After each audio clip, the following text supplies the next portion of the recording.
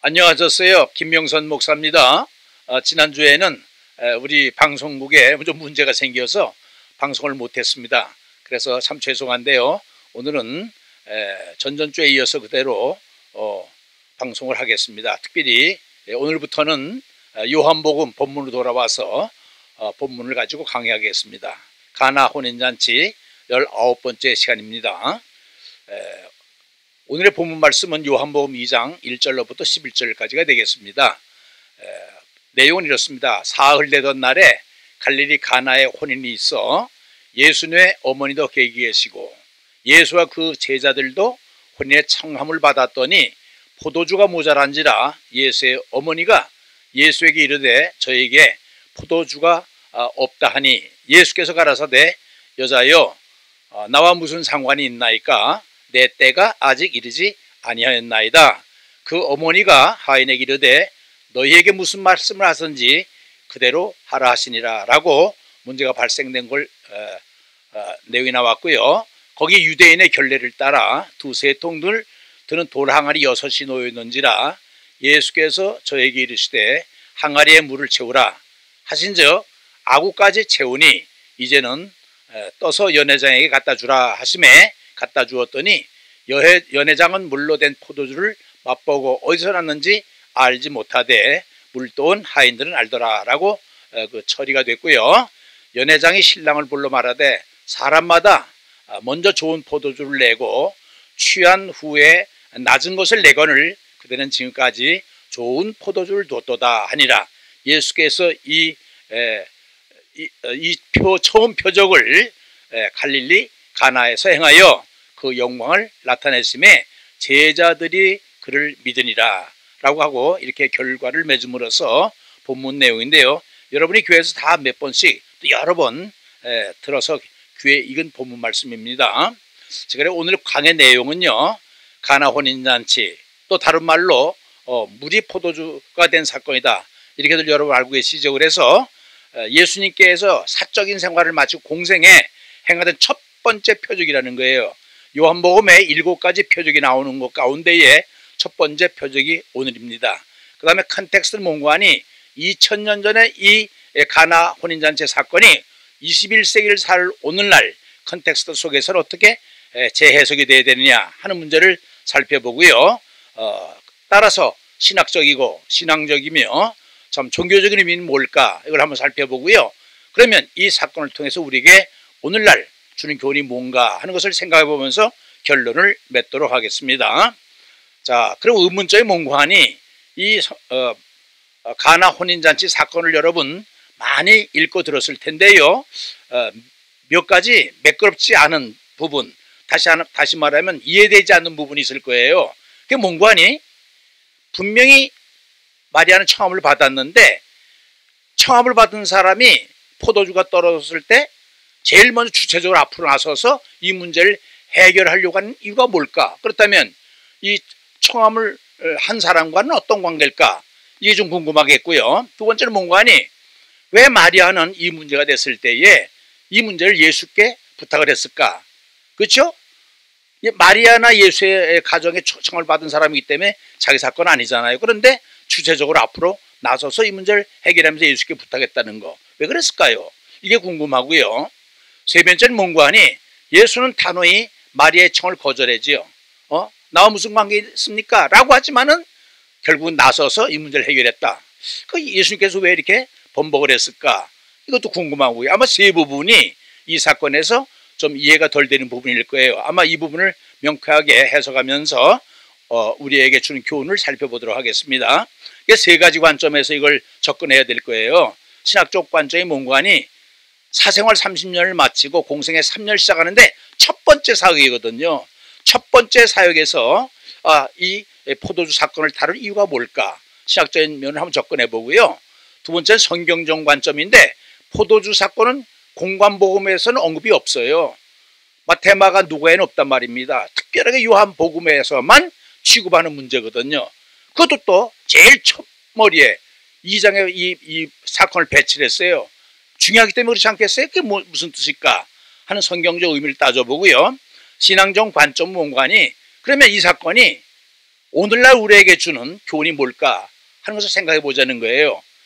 그래서 이 포도주 사건은요, 요한복음 전체를 대표하는 아주 중요한 의미를 갖고 있거든요. 그래서 요한이 아마 이것을 제일 먼저 다뤘던 것 같아요. 그래서 이 세 가지 관점에서 살펴보도록 하겠습니다. 자, 그럼 본문 분석에 들어가겠는데, 때는 어느 때냐? 1장에서 세례 요한에게서 세례를 받지요. 그렇죠? 그 다음에 이제 제자를 택하는 부분이 나와요. 물론 공식적으로 제일 먼저 데뷔하면서 한 일은 제자를 선택한 일이지만 실제로 사역하기는 이 가나 혼인잔치 사건이거든요. 그래서 이 사역은 1장 말미에 베드로, 안드레, 빌립, 나다넬 제자를 선택한 후 첫 번째 사건이라는 거예요. 1절에 보니까 사흘 후에 있거든요. 그래서 이것은 예수님의 첫 사역이다. 즉 가나 혼인잔치 사건이다. 이렇게 얘기도 하고, 혹은 물로 포도주를 만든 사건으로 유명하지요. 장소는 어디냐? 가나라고 그랬습니다. 가나는 어디는 갈릴리 지방에 있는데 나사렛에서 북동쪽으로 14km 떨어졌다고 그랬습니다. 또 이곳은 나다나엘, 1장 말미에서 제자를 택한 나다나엘이지요. 그 고향이라는 거예요. 요한복음 21장 2절에 나왔고요. 이 가나라고 하는 뜻은 갈대라고 하는 뜻이랍니다. 그리고 이것은 가나가 또 왜 유명한 거 아니? 왕의 신하 아들이 아팠다고 그랬죠. 그래서 이 왕의 신하의 아들 고친 데가 바로 여기에요. 그럼 왕의 신하는 어디 살았느냐? 가버나움이라고 하는 데 살았는데 예수님에게 아들을 이게 부탁을 하면 고쳐줄 거라고 해가지고 달려 나와가지고 가나까지 온 거예요. 그게 얼마나 걸리냐 따져보니까 16km, 40리를 달려 나온 거예요. 왜? 자식을 고치게 하려고. 이게 부모님의 마음이 아닌가. 아주 왕의 신하를 아들을 고친 것으로 유명합니다. 이 가나 사건이 그런 것이라는 얘기예요. 그 다음에 보겠습니다. 배경은 어떻게 됐느냐? 혼인잔치에 모두 청함을 받았다고 그랬어요. 누구? 예수님의 어머니, 그 형제들 모두 12절에 나왔어요. 그 다음에 예수님 자신도, 그리고 제자들도 몽땅. 그런데요, 성경 전체 또 사복음서 전체에서 이렇게 제자들 몽땅, 식구들 몽땅 동원돼서 청한 모인 곳은 이것밖에 없어요. 유일하게 가나 혼인잔치에 모두 참석을 해본 거니까 아마 이게 굉장히 중요한 의미를 갖고 있겠죠. 그런데 특이한 것은 부친 요셉은 언급이 없어요. 이때가 예수님께서 30세 때니까 아마 마리아가 50대 초반이나 50대 중반쯤 되지 않았을까. 이때 벌써 요셉을 언급이 없는 걸 보면 예수님의 육신의 아버지는 아마 일찍 죽지 않았나 이렇게 생각을 합니다. 그런데 문제는요, 잔치 도중에 포도주가 떨어졌다는 거예요. 유대인들이 결혼할 때에 잔치를 일주일간 하거든요. 결혼식은 옛날 우리 시골에서 하는 것처럼 동네 경사이며 또한 축제이기 때문에 일주일간 한다는 거예요. 중동에서는 물이 귀해서 포도주를 음료수로 쓰는데 포도주가 떨어졌다고 하는 것은 그 문화권에서는 이 포도주로 우리 문화권에서는 왜 이랬죠? 잔치집에 국수 먹는다고 그러죠. 잔치집에서 국수가 떨어진 거예요. 이거 문제 있는 거죠. 그렇죠? 이것은 큰 결례며 집안의 수치인 동시에 가문의 부끄러움도 되기 때문에 문제가 발생된 거죠. 잔치가 한창 계속되는데 국수가 떨어진 거예요. 아마 오늘날로 얘기하면 오늘은 뭐 국수 안 먹죠. 뷔페 가서 먹는데 뷔페 음식이 떨어진 거예요. 그럼 어떻게 이거? 그렇잖아요? 그런 경우라는 것입니다. 자, 그러면 처리가 어떻게 되느냐 한번 볼까요? 제일 먼저 주방장이 책임을 지고 있는데 마리아에게 가서 포도주가 떨어졌다는 사실을 알리는 거예요. 그리고 마리아는 이 문제를 예수님께 부탁을 해요. 그리고 하인들에게 가서 뭐라고 하는 거 아니? 예수님께서 너에게 무슨 말을 하든지 그대로 하라. 이렇게 이제 진행이 되거든요. 예수님이 뭐라고 그래? 예수님의 반응을 보면 여자여 나와 무슨 상관이 있나이까? 여러분 이 사건을 읽다 보면, 이 본문 내용을 읽다 보면 여자여 했을 때 아마 놀랄 거예요. 어떻게 자기 엄마한테 여자여라고 부르나? 이런 문제 생각되죠. 어머니 나와 무슨 상관이 있습니까? 이러면 괜찮을 텐데 여자여 이렇게 나왔어요. 이거 영어 성경에 woman 이렇게 나왔기 때문에 영어를 그대로 번역해서 그래요. 원래 이 여자라고 하는 말은 헬라어의 구나이라고 그래. 구나이라고 하는데 이 구나이라고 하는 단어는요, 유대 사회에서는 경칭어를 하는 게요, 존경을 하는 얘기입니다. 왕이 왕후를 부를 때 사용하는 영어래요. 무슨 말인지 알겠죠? 예를 들어서 여러분 마담니 그러면 마담 하면 옛날에 그 다방에서 부리는 마담을 해서 그 참 저속한 용어 같지만요, 미국에서는요 여자에게 매당 그럼 마담이라고 그러면요 굉장히 존칭어예요. 남자에게도 미스터 킴 그러면요 굉장히 존칭이에요. 그건요 우리 문화하고 달라요. 그래 아마 여기서 군아이도 경칭어로 씌운다는 거예요. 저 유대 문화권에서는. 사실 포도주와 자기는 아무 상관이 없잖아요. 어머니 왜 나에게 부탁합니까? 딱 그치요. 하나님의 일도 아니잖아요. 그치요. 그리고 아직 내 때가 이르지 아니었습니다 라고 이렇게 얘기하고서 그걸 끝난 줄 알았는데, 그러나 어머니께 순종하는 의미에서 예수님이 나서 이 문제를 해결하지요. 이 부분들 바로 이 부분에서는 캐톨릭에서 마리아에게 요청하면 모든 구원의 문제를 해결된다. 이래서 마리아 우상숭배 여기서 시작이 되는 것 같아요. 자, 배경을 이해하셨죠? 그 상황을 보세요. 모든 식구가 참석한 것으로 보아서 이 혼인잔치집은 지금 이게 마리아의 친척이 아닐까 이렇게 생각을 하는 거예요. 그렇지 않고서야 예수님 모든 식구들 제자들까지 몽땅 다 동원된 거 보면은 친척일 것이다. 무슨 말인지 알겠지요? 그 다음에 포도주가 떨어졌을 때 떨어졌으면 시댁 여자 같은 경우에는 친정엄마나 친정아버지, 또 시댁은 시댁 어머니나 시아버지, 이렇게 어른들이 나서야 되는데 누가 나서요? 마리아가 나선 거 보면은 아하, 이 혼인집 사람하고 마리아의 사이는 보통 관계가 아니로구나. 이것이 우리가 예측을 할 수 있는 거죠. 그렇죠? 근데 신랑은 마리아의 이질이라는 거예요. 여러분 이질이 누군가 하니 자기 여동생, 예를 들면 마리아의 여동생 있을 거 아니에요? 그럼 이모가 되죠. 그렇죠? 이모의 아들, 딸을 갖다 이질이라고 그러는데요. 그러면 요한복음 19장 20절에 보면 예수님이 돌아갔을 때 여자 넷이 그 십자가 밑에 서 있죠. 마리아, 예수님 어머니 마리아 서 있고, 그 다음에 이모가 서 있다고 거기서 이모, 그 다음에 글로바얀의 마리아, 그 다음에 막달라 마리아, 네 분이 서 있는데 거기에 바로 이모가 나와요. 그러니까 이것이 아마 마리아의 여동생 이모의 자식의 결혼식이 아닌가 이렇게 추측을 하는 거예요. 그리고 특별히 요한과 야고보는 예수님의 이종사촌이라는 건데, 자, 학자들은 뭐라고 생각하느냐? 분명히 이 혼인집은요 마리아하고 친척관계에 있다는 거예요. 왜 그런 거 아니? 이유를 내요. 예수님 어머니 마리아 형제들 제자들께 몽땅 다 참석한 거 보면은 보통 사이가 아닐 것이다. 친척관계일 것이다. 첫 번째 이유고, 두 번째는 뭔가 하니 포도주가 떨어졌을 때 아까 얘기했잖아요. 마리아가 나설 이유가 하나도 없는데 마리아가 전방에 나서거든요. 주체적으로. 왜? 시댁 어른도 없고 친정 어른들도 아닌데 왜 마리아가 나왔겠어요? 이때 아마 마리아 나이가 50대 초반이나 중반쯤 됐을 거예요. 그렇죠? 그래서 친척관계에 있을 것이다. 마리아가 나선 걸 보면은, 또 주방장이 제일 먼저 누구에 가서 얘기를 해요? 마리아에게서 얘기한 걸 보면은 특별한 관계에 있었을 거, 제일 어른이었을 거라고 생각하니까 학자들의 견해가 맞는 것 같아요. 또 마리아가 나서서 하인들에게 자기 일처럼 예수님이 이렇게 하면 이렇게 해라 지시한 거 보면은 이게 보통 문제가 아니죠. 무슨 문제 아셨죠? 이 잔치집하고 마리아는 특별한 관계에 있었다는 거예요.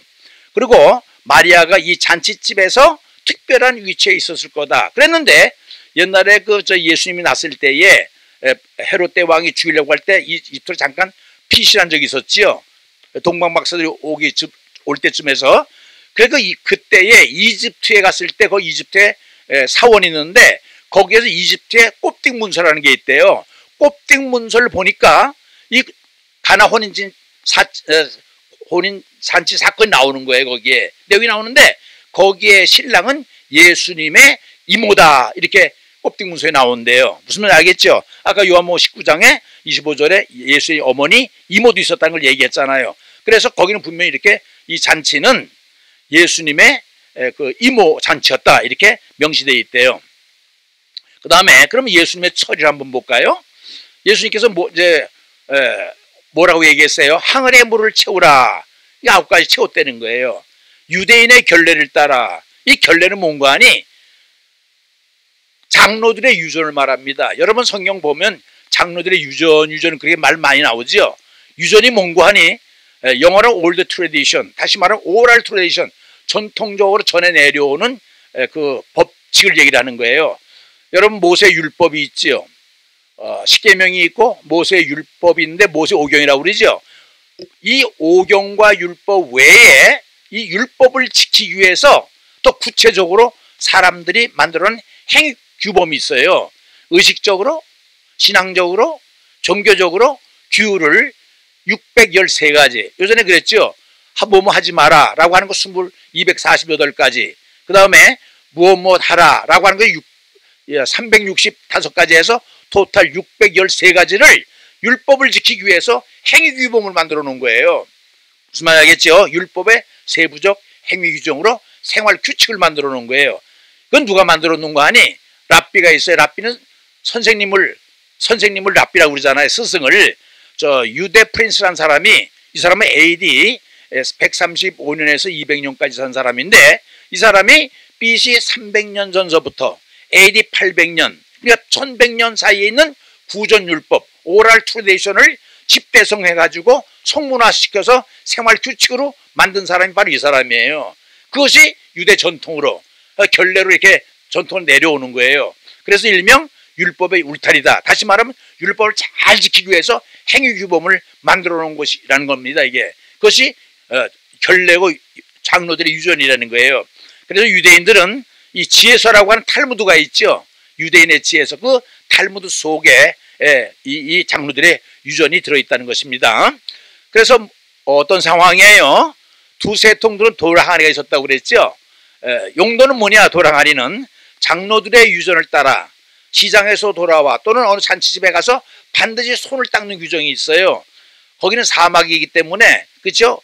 멀리 갔다 오면 발을 씻어야 될 것이 그 바깥에서 발을 씻고 들어오고, 이랬던 행사가 있을 땐 손을 닦는 물이 따로 이렇게 준비됐는데, 그것이 돌랑아리라는 거예요. 용량은 얼마나 되느냐? 이건 알아만 두세요. 한 통의 양은 이만큼 되고 두세 통이 이건데 6항아리라는 거예요. 여기에. 그러니까 이 정도 들었다는 것을 참고로 알아두시면 되겠고요. 채워진 물을 그 다음에 연회장에 갖다 준 거지요. 그랬더니 예수께서 그들에게 이르시되 항아리에 물을 채우라 하신즉 아귀까지 채우니 이제는 떠서 연회장에 갖다 주라 하심에 갖다 주었더니 이제 이렇게 진행이 되는 것이죠. 그러니까 연회장의 반응은 어떻게 되느냐? 물로 된 포도주를 맛보고선 놀라서 어디서 났는지 알지 못하고 신랑을 불러서 좋은 포도주를 주었다라고 칭찬하는 거예요. 감탄하는 거지요. 혼인예식장 그래서 다시 즐겁고 만족스러운 분위기가 됐다. 이렇게 해서 이 사건은 끝이 나는데, 이 사건의 결과의 말미에 어떤 것이 언급되어 있는 거 아니? 잔치집의 분위기는 포도주 사건으로 다시 흥겨워졌는데 그 결과 얻은 결과가 뭔가 하니?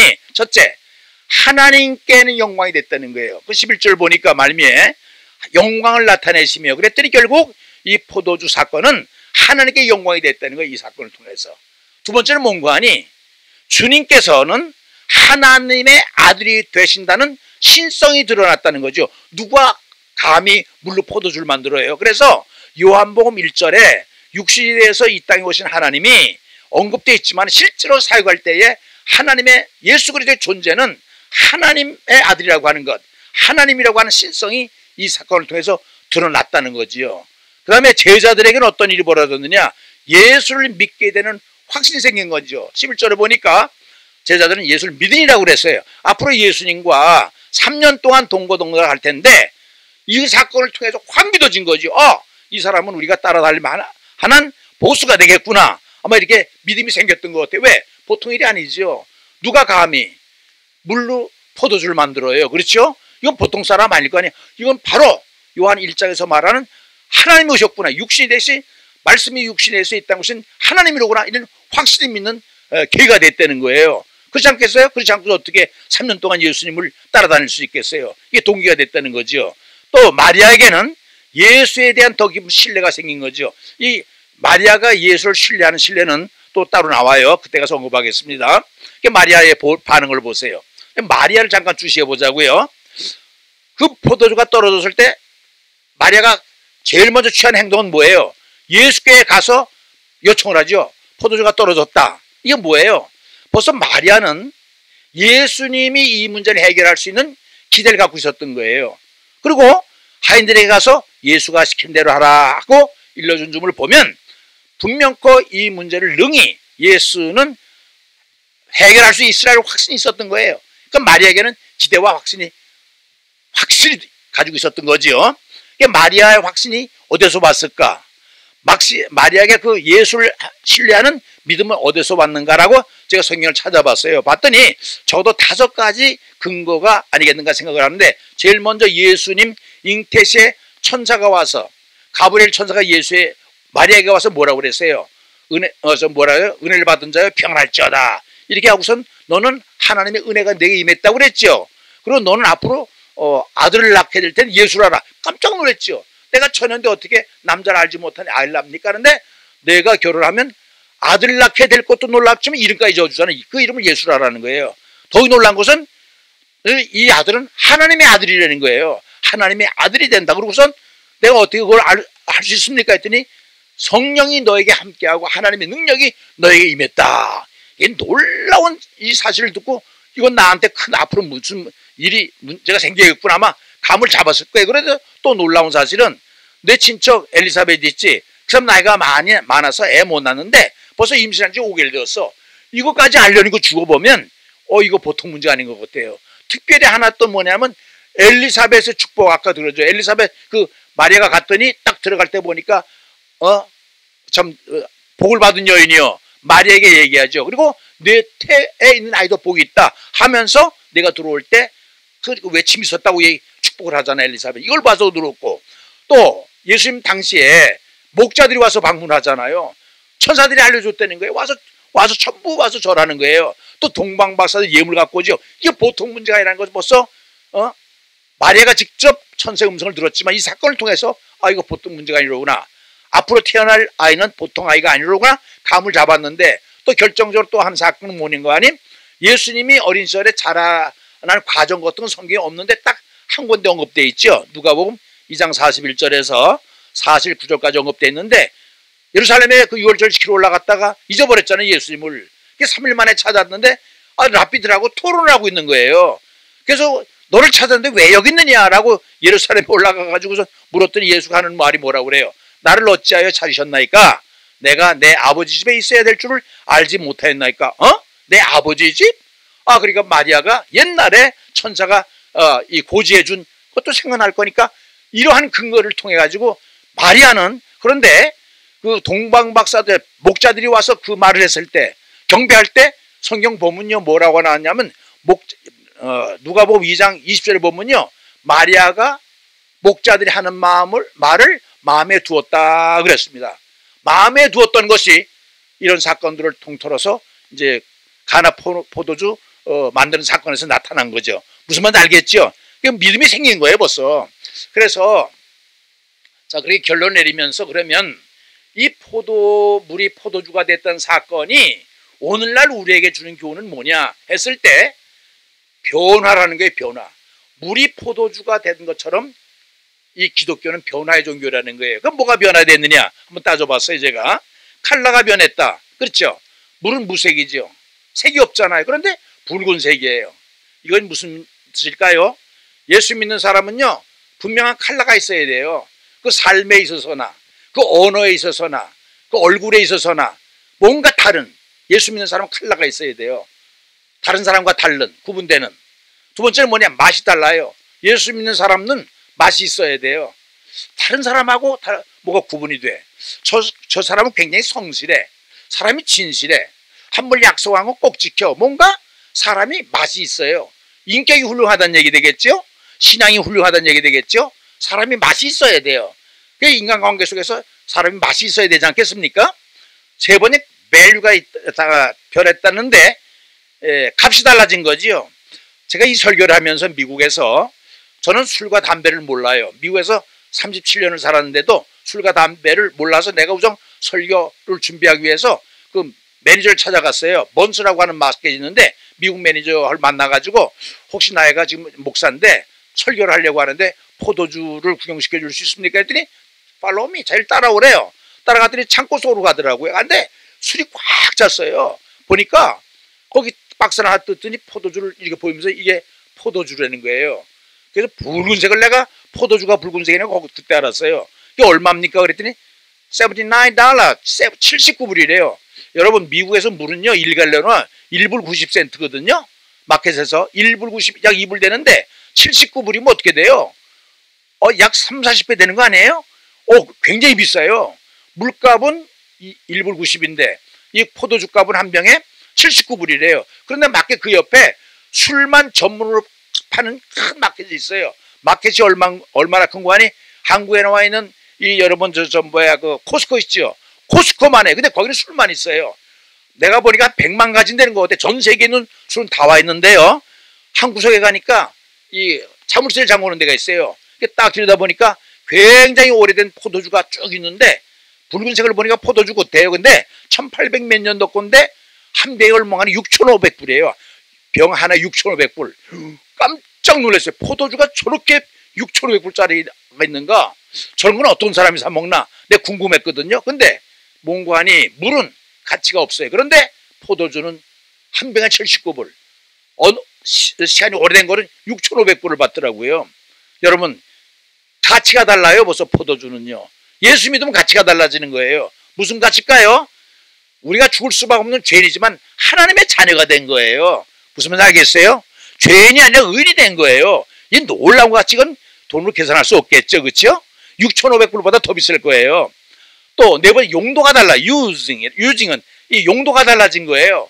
다시 말하면 손 씻던 물에서 마시는 물로 변한 거예요. 쓰임새가 달라진 거지요. 여러분, 내가 목사가 되고 여러분 장로가 되고 권사가 되고 집사가 되고 성가대 지주가 되고 반사가 되고 그렇죠? 권사가 되고 집사, 이거 우리가 용도가 달라졌어요. 막 살아갈 수밖에 없는 인생이었지만 예수를 믿음으로 말미암아 하나님의 교회에서 당당하게 쓰임받고 귀 쓰임받는 용도가 달라진 거예요. 그게 뭐냐면 손 씻는 물, 발 씻는 물 별 볼 일 없잖아요. 그런데 마시는 아주 귀한 포도주가 됐다는 거 무슨 말인지 아시겠지요? 우리는 예수를 통해서 우리 용도가 달라진 거예요. 또 위치, 포지션이 달라졌어요. 죄인이었는데 멸망받을 죄인이었는데 의인이 된 거예요. 하나님의 아들이 된 거예요. 하나님의 자녀가 된 거예요.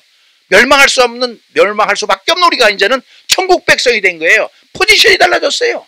얼마나 놀라운 일입니까? 그렇죠? 죄인에서 의인이 되고 하나님의 백성이 됐다는 거, 하나님의 아들딸이 됐다는 거, 이거 위치가 포지션 대단한 변화예요. 그러니까 정도, 레벨이 달라졌어요. 낮은 것에서 높은 것. 왜? 이 땅에서 죽어 없어질 금속 같은 존재인데 하늘나라 백성, 하나님의 자녀가 됐잖아요. 예수 그리스도 이름으로 부르는 놀라운 일이죠. 또 육에서 영적인 질적 변화를 일으켰잖아. 이 정도의 차이. 또 분위기의 변화.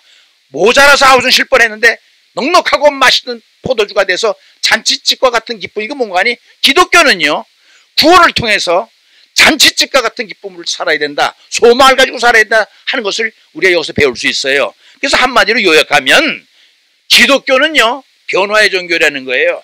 반드시 변하게 돼 있어요. 고린도후서 6장 9절에 보니까 뭐라고 나왔어요? 무명한 자 같으나 유명한 자요. 죽음을 맞이하지만 죽지 아니하고, 그렇죠? 슬픈 자 같지만 기뻐하고, 가난한 자 같지만 모든 사람에 나누어주고, 아무것도 없는 것 같지만 모든 것을 가진 자로다. 상황의 변화, 신분의 변화, 모든 것의 변화, 부정적인 것을 긍정적으로 변하는 기독교는 변화의 종교를 알아야 돼요. 그래서 2장에서는 이것을 얘기하지만 3장서부터는 변화를 얘기를 해요. 물과 성령을 거듭나지 않으면 하늘나라 갈 수 없다.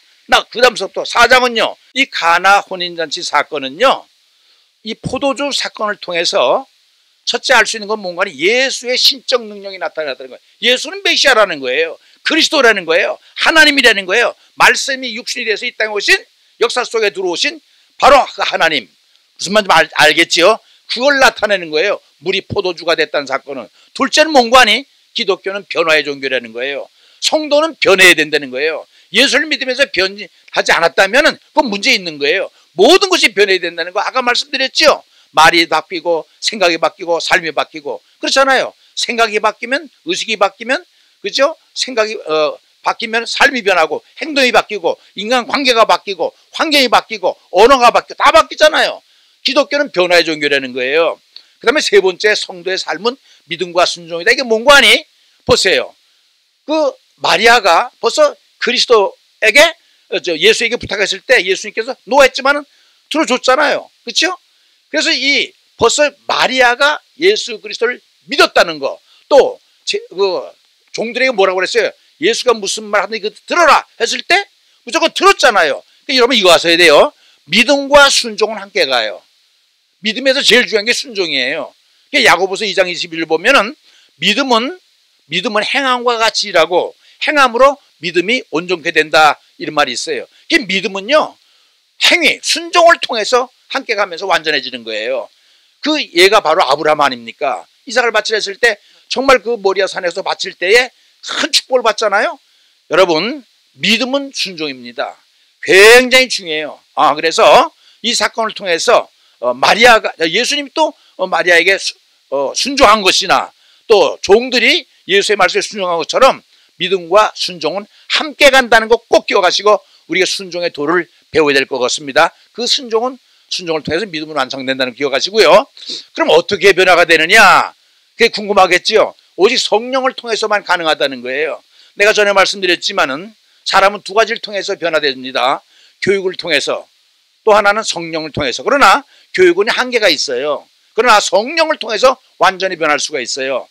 그것은 요한복음 전체에 흐르는 사상이다. 그래서 요한은 이 요한복음을 쓰면서 제일 먼저 2장에 모든 표적 가운데 첫 번째로 이 혼인잔치 사건을 놓은 것을 뭔가하니 성령을 통해서 변화를 받아야 된다는 거예요.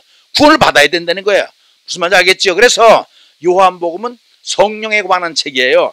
사복음서 가운데 이처럼 성령에 관한 많이 언급된 게 없죠. 요한복음 외에는. 그렇죠? 보혜사라는 말이 나오자 보혜조, 인도해줄 스승이란 건데 영어 성경에 보면요, 컴포터, 옆에서 위로하는 자, 카운슬러, 의논하는 자, 그죠? 헬퍼, 돕는 자라고 나왔는데 이 보혜사라는 말이 요한복음에 4번 언급되어 있어요.